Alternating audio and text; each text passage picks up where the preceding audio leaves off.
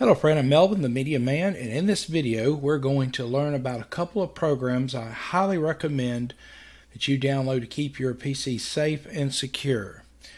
These are great tips for the beginner and intermediate PC user.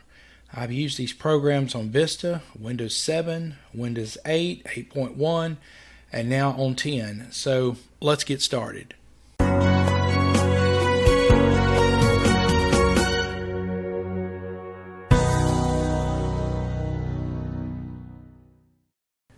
The following facts are worth noting. About 40% of U.S. households have been affected by viruses, and the cost of their destruction, including spyware and phishing, is about $4.5 billion.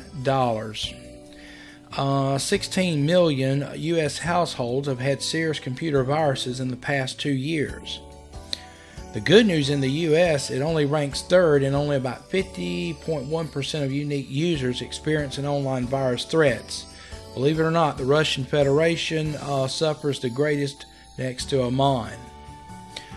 Now, the recommendations that I am given are my opinion. They're based on experience, education, and proven results.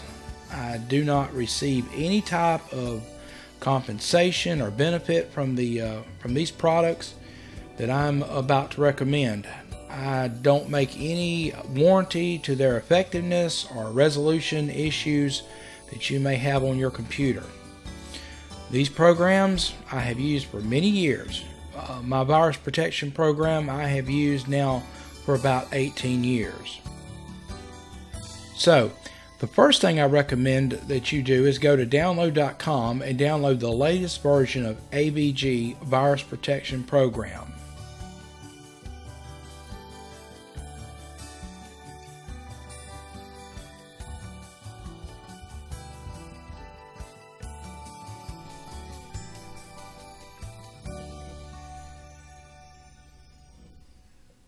After you have successfully installed it on your computer, delete the other virus protection programs you have on your system.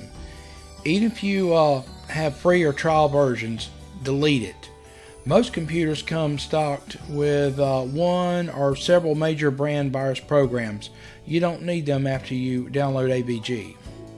As you can see, AVG Antivirus Free here on download.com has been downloaded about 561 million times. This is a very good program. As you can see, it's rated pretty good. I wouldn't get into a lot of these ratings.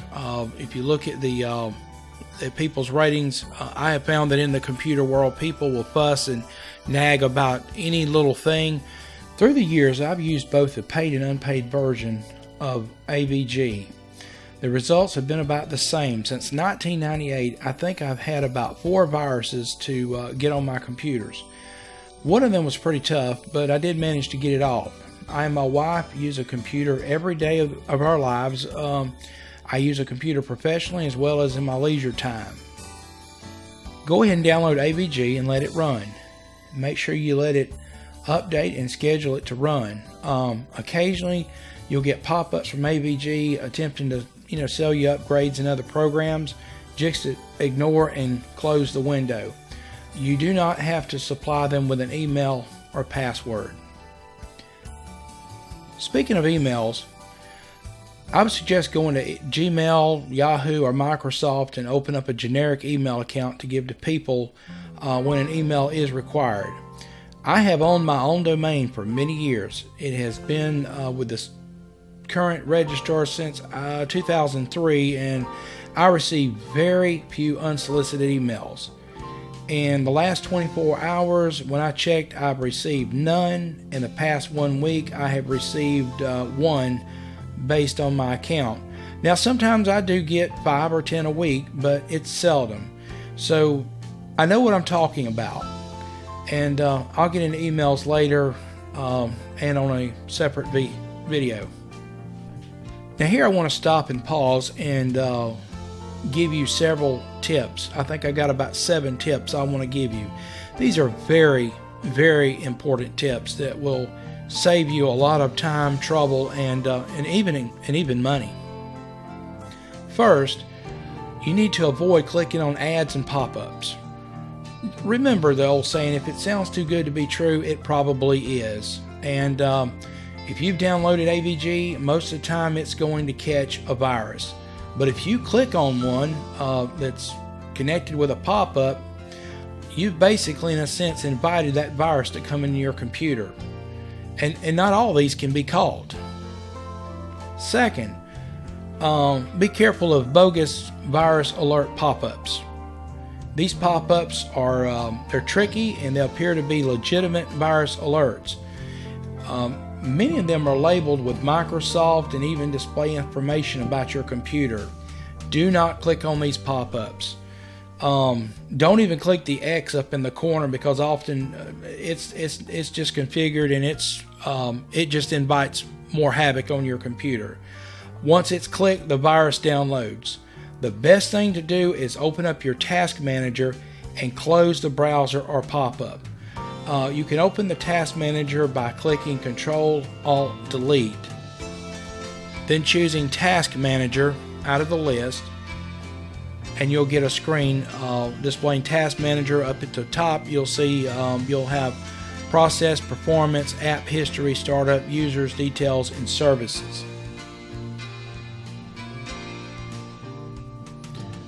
Basically, if you've got a pop-up on your browser and you're not sure what to do, or one of these alerts have popped up, the best thing to do is go down to the browser that you are using. Say, for example, if you're using Google Chrome, I also have Firefox open here. You can click it and then right-click and choose to end task. Simply clicking this will end the browser. By the way, the Task Manager is a very nifty little program on your computer to run sometimes. Keeps your performance checked, how much your memory, your hard drive, just the whole performance of your computer. Takes a little bit to learn how to really read everything. You might want to Google it, find out more information.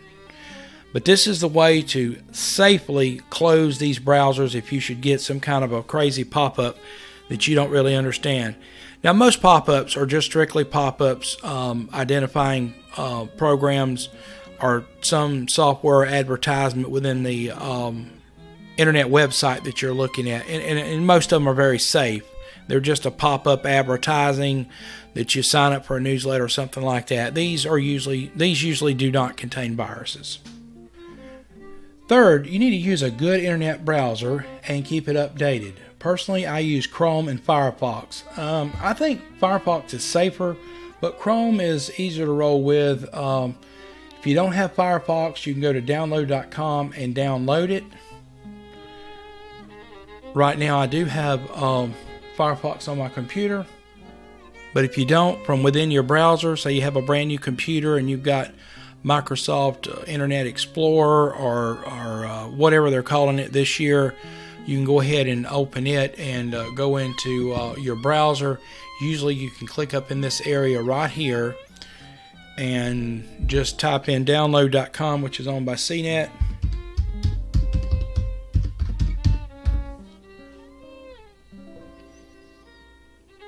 In the window right here, type in Firefox.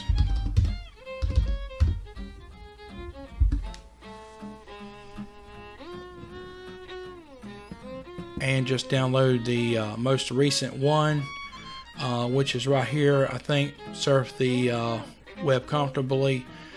Here we see that it's been downloaded 49 million times, this particular one right here. Sometimes they may have older versions on there, but I would go ahead and download Mozilla Firefox, let it download into your computer, and then open it.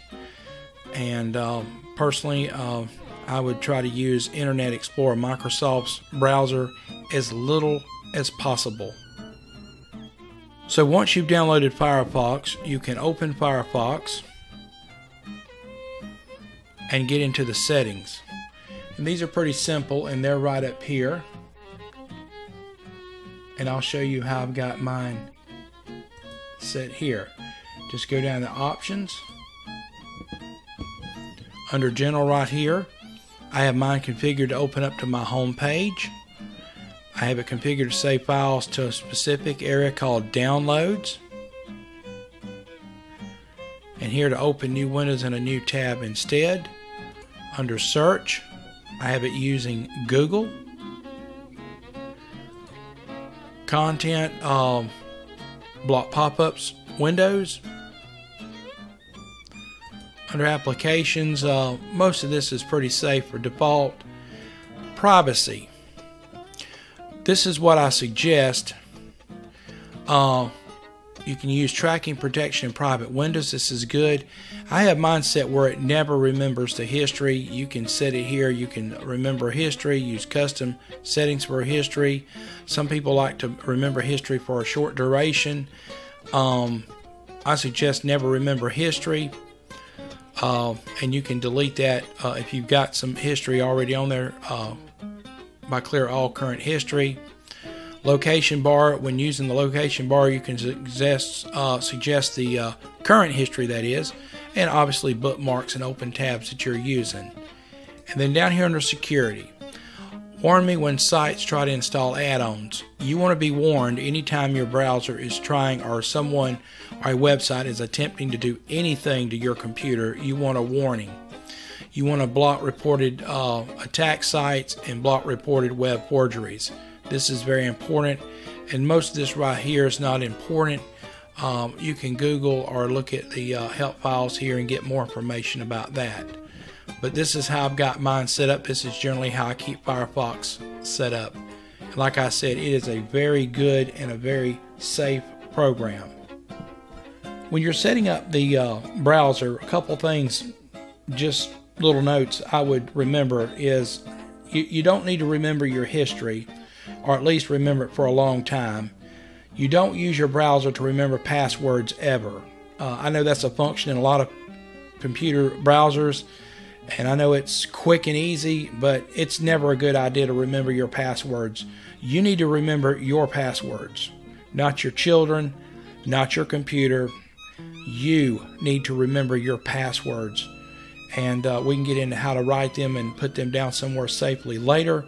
But this is something that you need to keep up with, and I would not trust your computer for a minute to keep up with your passwords ever. Don't accept cookies from third parties, and never accept pop-ups. And you need to have your browser to alert you, like I said, anytime that it is fixing to download an app or a file. Also, and we've got ours set up already, but you need to have it to clear out all your cache when you exit. Be sure if you get a chance to check out my video on configuring your browser. Fourth, you need to stay away from dubious websites. When you go to file sharing websites, especially those that you can freely download music and videos, that you're inviting viruses into your computer. A place that you can download the free current music and movies is most likely illegal. You know, the current Star Wars or James Taylor hit, it's going to cost you. If it doesn't, it's an illegal site, and you're basically stealing copyrighted property. Viruses thrive in these peer-to-peer file swapping environments. You need to stay away from bad websites. Chances are, if you're going there doing something you shouldn't be doing, and you know there's a lot of people doing things that are probably illegal, dubious at best, stay away from them. Fifth, never open a file in an email that you don't know who specifically sent that to you, and know specifically that they were sending it to you. If you get an email from your great aunt Betsy with a seemingly vague or short greeting with her famous apple pie in a zip file, for Pete's sake, don't open it. It's a scam.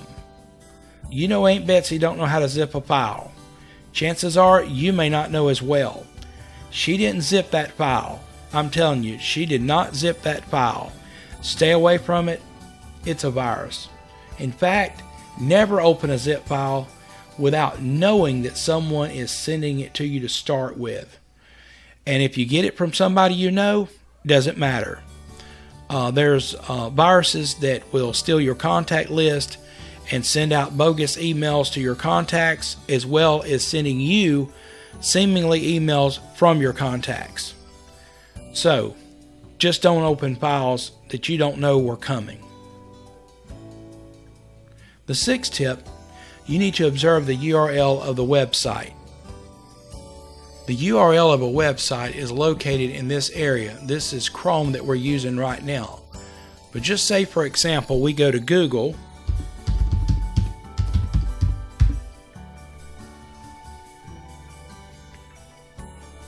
We see here that this is the URL. This is the address. Let's just type in the word hat.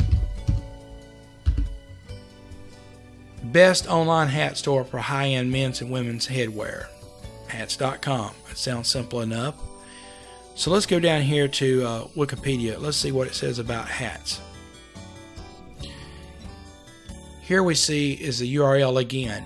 Notice it's wikipedia.org. The site and the extension is together. And here you can go down, search. Let's just go to images. Let's look at this hat right here. I'm going to click here. It's going to open up here. And here we can see the website that this hat's on. So let's just go ahead and let's view this page. So here's the URL up here again. Pay attention to the URL. Pay attention to the website. Know the website that you wanted to go to. Okay, now for a test. Let's look at these URLs for eBay, and I want you to tell me which one of these is correct. Look at them very carefully. Study them. Look at them carefully. Let's look at this one. This one. This one. This one. Or this one. Which one of these websites is correct? The truth is, they're all correct except for one. Do you know which one that is? They're all correct except for one. This is the one that's incorrect. Notice eBay, then returnpolicy.com. That makes sense. But if you look at all these others, it's going to have ebay.com. Partner network, that is the subdomain of ebay.com. Here we see deals.ebay.com. Down here we have signin.ebay.com. The key is you have ebay.com, google.com, mywebsite.com, .org, .net. Whatever it is, whatever the website, .so-and-so. Just because there's a period and there's a word in front of it or the correct word, don't be deceived by that. I can create a website called 111-7.com if that's still available, and I can call one of my pages, create a subdomain called ebay.1111.com if I own that. Doesn't make it eBay's website. It may look official, or once again, I may buy the website returnpolicy.com and it'd be a fraudulent website, and I can put anything in front of that. Sears, JCPenney, MasterCard, Visa.returnpolicy.com. It looks legitimate, but it's not. Do not be scammed. Don't ever go to one of these websites. You need to study and look at the URL. It's not something you really have to pay a lot of attention to. Just when you're typing it in, just take a look up there and see what you're typing it in. When you see a pop-up, if you hover over it, sometimes it'll give you the URL. Just look at it for a second and make sure it's legitimate. But if it is the website that you want to go to with a suffix, a .com, .org, or something there afterwards that's legitimate for the website, then it's genuine. And by the way, chances are if it's ebay.biz, ebay.whatever, it's not legit. eBay is ebay.com. Now, oftentimes larger websites will go ahead and gobble up the other extensions. That is legitimate, but they're going to point everybody toward eBay.com. In addition to a proper URL, make sure you type the correct domain or click the proper URL. In a separate video, I demonstrate how merely typing in EKECAY.com instead of eBay, EBAY.com lands me on hot water with ransomware and or a virus alert. I'll also show you how I track down the perpetrator and the proprietor of this domain and show you where his address is by using Google Maps. I even show you a distant outside curved view of his home. So make sure you type in Google or Sears or Amazon or whoever correctly and make sure it's what you're looking for. Tip number 7, create a password for your banking and never use it for any other purpose, period. If you have multiple banks, then have a separate password for each one of them.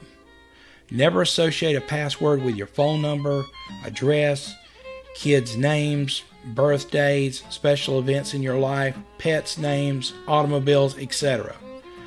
If you use social media, thieves can quickly nab your kids' names as well as pets.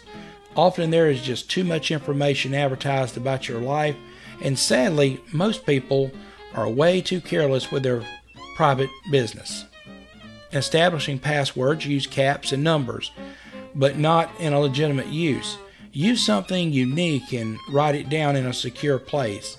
If you write it down, you may even use an asterisk in the writing for certain letters or names that you would never forget.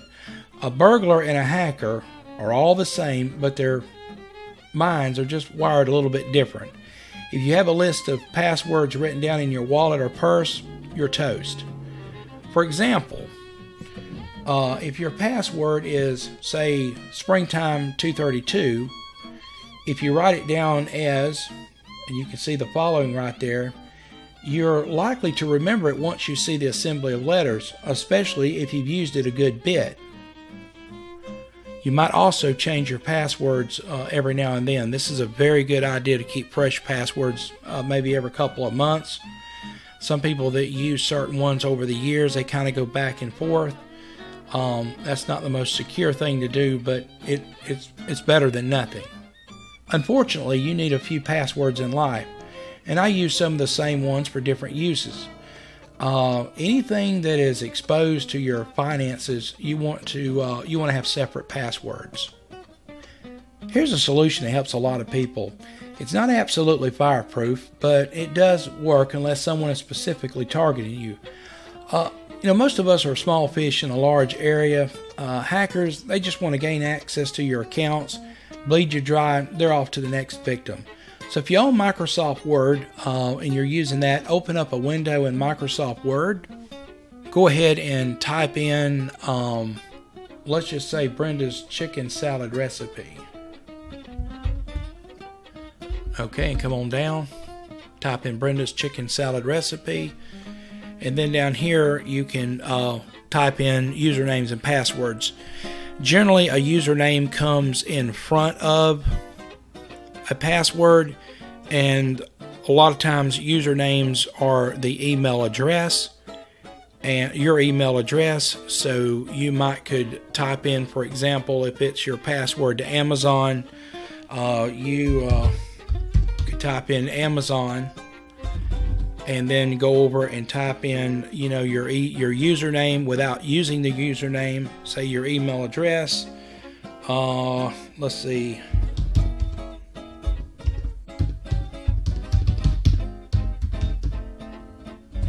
mike@mydomain.com, and then say your user, type in your password, K11 love fish, and then go down and type in your various passwords,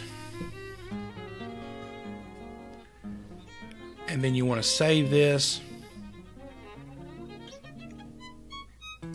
protect your document,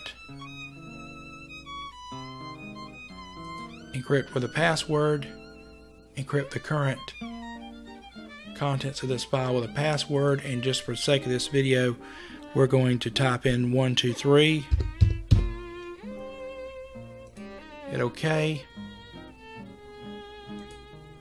Re-enter the password. Hit OK. Save as.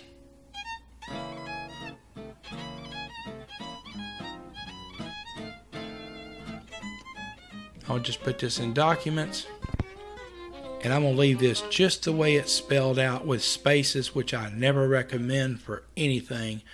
Brenda chicken recipe, and hit save. We'll close this out. Now we'll go down here to Windows File Explorer, double click, come up to documents, and there's Brenda's chicken salad recipe, very inconspicuous to a thief, a burglar, or a hacker. Double click, and let me go get my password thing over on my other screen. Let's drag it back down here, and as we see here, we have to type it in. So we're going to type in, remember the password was 123. Here's Brenda's chicken salad recipe. Pretty simple. And by the way, do not put sensitive passwords in your phone, your smartphone, or use them on various cloud service drives unless your passwords are encrypted. And by the way, I don't trust most of those encryptions.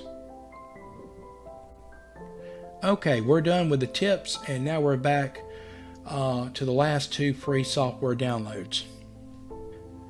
Okay, now we're going to move on, and we're going to go to download.com and download Malwarebytes. So we're here in our browser here. Let's go to download.com, and I think I've already got it marked there, and that is correct. Let's go to download.com. Up here,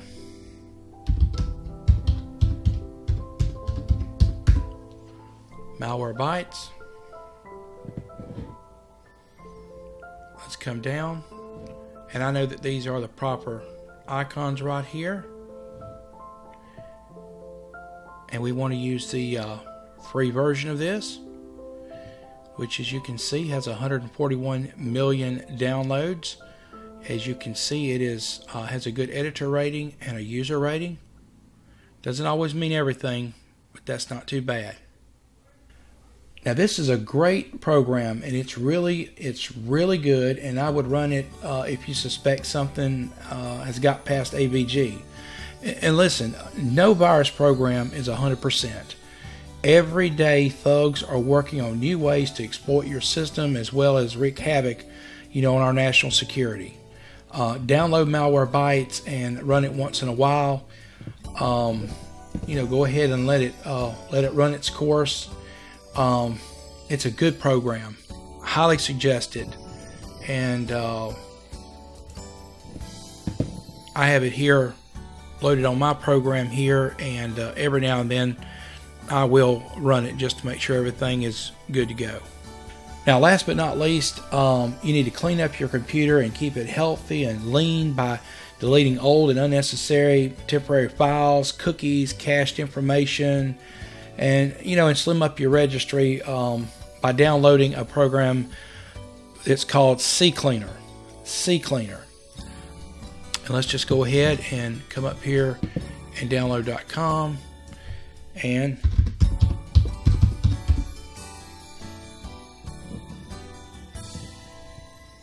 here it is, CCleaner, and I know the icon. By the way, icons do change. But as you can see, this program is highly rated, both by editors and users, and it has 121 million downloads. This is a very good program. I highly recommend that you use this on your computer. I've used this program for many, I don't even know how many years now. And I've used it on various Windows platforms. Vista, 7, 8, 8.1, now 10. I may even used it on Millennium. They had it back then. I don't even remember. Here's this program right here, CCleaner. Obviously, if you open it, it comes up here. And this is how I have my settings. Most of these are by default. You can look at this and see which ones I have checked.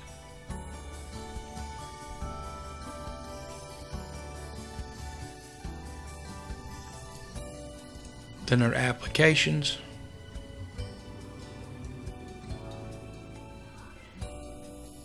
And you can kind of mess around with this a little bit to get it where you want it. Now on Windows right here, I will tell you that if you check mark this one right here, it's going to take a long time because it's going to go through your entire hard drive.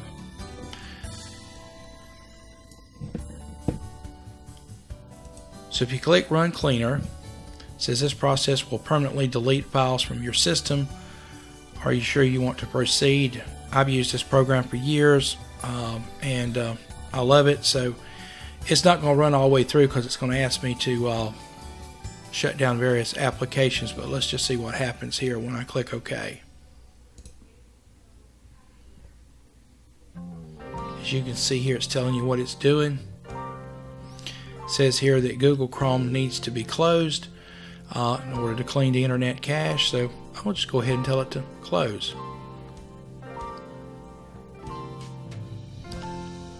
And as you can see here, it removed 502 megabytes of information. Sometimes I'll let it run again. I want to get it all.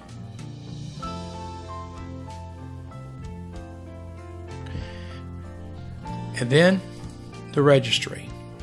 You need to always save your registry though. So I'm going to ask this thing to scan for issues. Just takes it a few minutes. Hit scanning.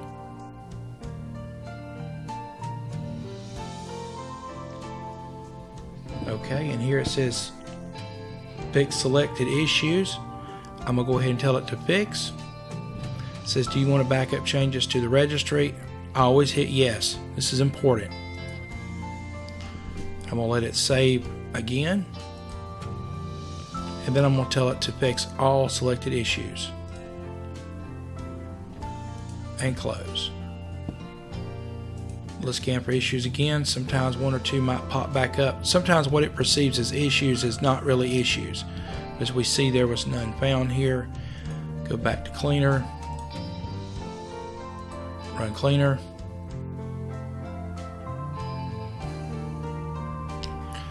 And once again, you can choose which things that you want to clean here. This is a great program. Highly suggested. Now this video was a little longer than I wanted, but the information is priceless, absolutely priceless. Anytime I'm around other computer savvy users discussing virus and security issues, I'm always amazed at how often they use these programs as well. There are other great applications out there and that will keep you safe, but sadly the user is often the weakest link. Today I have given you some powerful tools and tips to keep you safe and secure. Well, thanks for watching. Enjoy your computer and God bless. Be sure to view my other videos, subscribe to my YouTube, follow me on Facebook, and visit my website, melvinbarnett.com.